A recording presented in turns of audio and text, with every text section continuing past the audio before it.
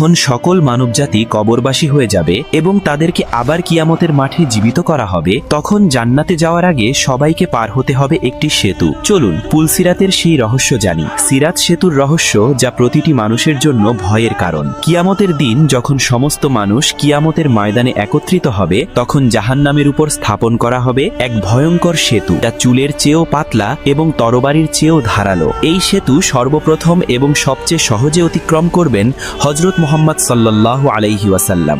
হাদিসে বর্ণিত আছে, সেই সময় চারদিকে ঘন অন্ধকার ও কুয়াশা ছেয়ে যাবে, আর মানুষ তাদের ঈমানের আলোয় নিজ নিজ পথ খুঁজে নেবে। সেদিন সকল মানুষকেই এই সেতু অতিক্রম করতে হবে, ধার্মিক হোক বা পাপী।